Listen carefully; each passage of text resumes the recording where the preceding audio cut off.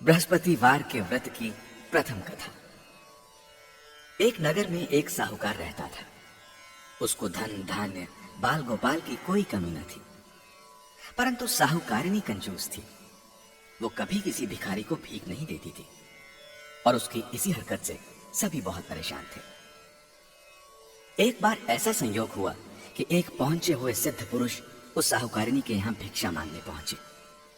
उस समय वो साहूकारिणी अपना आंगन लीप रही थी। अतः सिद्ध महाराज से कहने लगी, महात्मा, इस समय तो मैं काम कर रही हूं, मुझे अवकाश नहीं है, आप फिर कभी दर्शन दीजिएगा। सिद्ध पुरुष दुआ देते हुए वहां से चले गए। कुछ दिनों बाद वे पुनः वहां पधारे। उस समय साहूकारिणी अपने पोते को खिला रही थी, अतः उसने भिक्षा देने में फिर असमर्थता दिखाकर भिक्षुक महाराज को फिर कभी अवकाश के समय आने को कहा। इस बार भिक्षुक महाराज का माथा ठनका। उन्हें साहूकारिणी के इरादे का आभास हो गया, इसलिए अगली बार वे जल्दी पधारे। साहूकारिणी उस समय भी घर के किसी काम में अपने को व्यस्त रखने की कोशिश कर रही थी। इस पर साधु बाबा चढ़ गए। उन्होंने साहूकारिणी से कहा कि मैं तुम्हें कुछ उपाय बताता हूं। यदि तुम अवकाश ही अवकाश चाहती हो तो बृहस्पतिवार को देर से सोकर उठो। सारे घर में झाड़ू लगाकर कूड़ा एक ओर इकट्ठा करके रख दिया करो। उस दिन घर में चौका ना लगाया करो। भोजन बनाकर चूल्हे के पीछे रख दिया करो। शाम को काफी अंधकार छा जाने के बाद दीपक बत्ती जलाया करो तथा इस दिन भूल कर भी ना तो पीले वस्त्र धारण करो, ना ही कोई पीली चीज खाया करो। साधु महाराज के चले जाने के बाद साहूकारिणी बिल्कुल वैसा ही करने लगी। धीरे धीरे बृहस्पतिवार की उपेक्षा के कुपरिणाम उसके घर में उजागर होने लगे। इसके एक सप्ताह बाद वही साधु बाबा भिक्षा के लिए पुनः पधारे। उस समय साहूकारिणी हाथ पर हाथ धरे खाली बैठी हुई थी।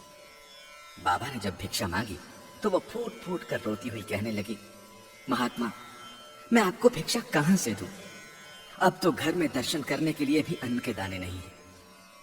साधु बाबा बोले, माई, तेरी माया समझ में नहीं आती। पहले तो तेरे घर में सब कुछ था, मगर फिर भी तू भिक्षुक को भीख नहीं देती थी, क्योंकि उन दिनों घर के काम धंधों से ही तुझे फुर्सत नहीं थी। और अब तो फुर्सत ही फुर्सत है, फिर भी तू दान देने में आनाकानी करती है। अब तो साहूकारिणी को समझते देर न लगी कि सामने खड़े बाबा सर्वज्ञ और सिद्ध पुरुष हैं। उसने उनके चरण पकड़कर पिछले व्यवहार के लिए क्षमा मांगी और वादा किया कि यदि आपकी कृपा से मेरा घर फिर धन धान्य से भर गया तो वो कभी किसी भिक्षुक को खाली हाथ नहीं जाने देगी। साधु बाबा को उस पर दया आ गई। वे बोले, माई, बृहस्पतिवार को तड़के ही उठकर स्नान आदि से निवृत्त होकर अपने घर को गोबर से लीपकर अत्यंत पवित्र भाव से भोजन बनाना चाहिए। उस दिन घर का कोई आदमी हजामत ना बनाए और उस दिन विशेष रूप से भूखों को भोजन कराना चाहिए। यदि तुम ऐसा करोगी तो शीघ्र ही तुम्हारे दिन फिर जाएंगे और तुम्हारा घर एक बार फिर धन धान्य से भरपूर हो जाएगा। साहूकारिणी ने वैसा ही किया। कुछ ही दिनों में उसके भले दिन फिर से लौट आए। जिस प्रकार बृहस्पति जी ने उस साहूकारिणी के दिन फेरे, उसी प्रकार वो हम सब के भी शुभ दिन शीघ्र ही लाए।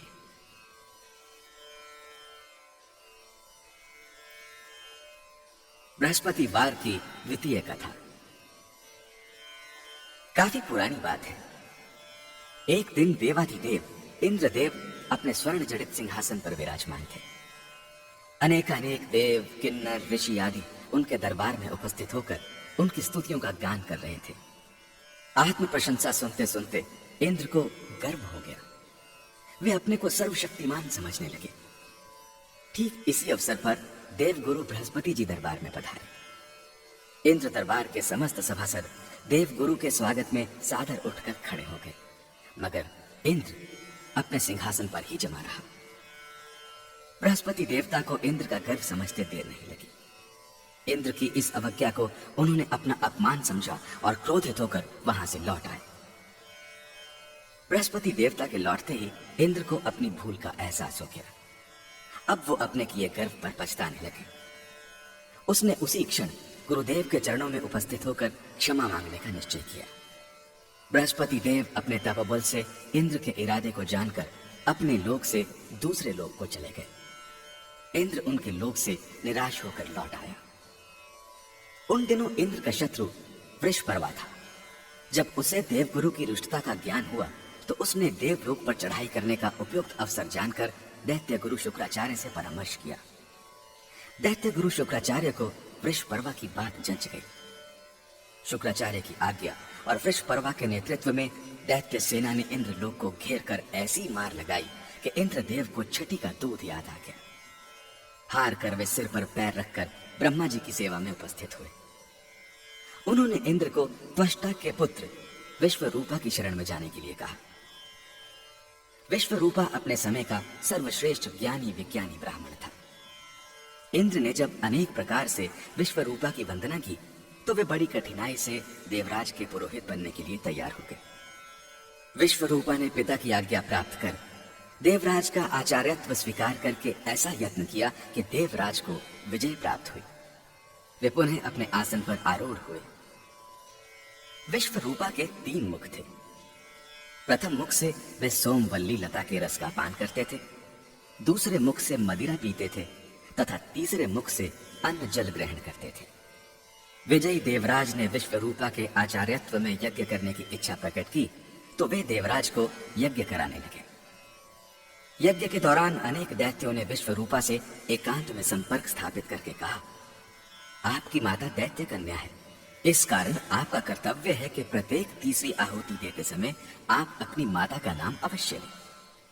विश्वरूपा को दैत्यों की बात समझ में आ गई। वे यज्ञ की हर तीसरी आहुति दैत्यों के नाम समर्पित करने लगे। फलतः देवताओं का तेज घटने लगा। देवराज को जब सही वस्तु स्थिति का पता चला तो वे इतने क्रोधित हुए कि उन्होंने विश्वरूपा के सिर काट दिए। विश्वरूपा के मदिरा पीने वाले मुख से भंवरा, सोमवल्ली पीने वाले मुख से कबूतर और अन्न खाने वाले मुख से तीतर बना। विश्वरूपा की हत्या करते ही ब्रह्म हत्या के कारण देवराज का स्वरूप ही बदल गया। विश्वरूपा की हत्या का पाप बहुत भारी था। देवताओं के 1 वर्ष तक प्रायश्चित करने पर भी जब ब्रह्म हत्या का पाप न कटा तो देवराज ने समस्त देवताओं सहित ब्रह्मा जी की स्तुति की। ब्रह्मा जी को उन पर दया आ गई। वे बृहस्पति देवता को साथ लेकर वहां पधारे। दोनों को इंद्र और देवताओं पर बहुत दया आई। उन्होंने ब्रह्म हत्या के पाप के 4 भाग किए। उसका 1 भाग उन्होंने धरती को सौंपा। फलतः धरती में ऊंचे नीचे गड्ढे हो गए। तभी ब्रह्मा जी ने धरती को वरदान दिया कि ये गड्ढे अपने आप भर जाया करेंगे। पाप का दूसरा भाग उन्होंने वृक्षों को सौंप दिया, जिसके कारण उनका दुख गोंद बनकर बहता रहता है। ब्रह्मा जी के वरदान के कारण केवल गुग्गुल का गोंद ही पवित्र माना जाता है। पाप का तीसरा भाग यौवन प्राप्त स्त्रियों को दिया गया, जिसके कारण वे प्रत्येक मास अशुद्ध होकर प्रथम दिन चांडालिनी, दूसरे दिन ब्रह्मघातिनी और तीसरे दिन धोबिन रहकर चौथे दिन शुद्ध होती है। पाप का चौथा भाग जल को दे दिया गया, जिसके कारण उस पर फैन और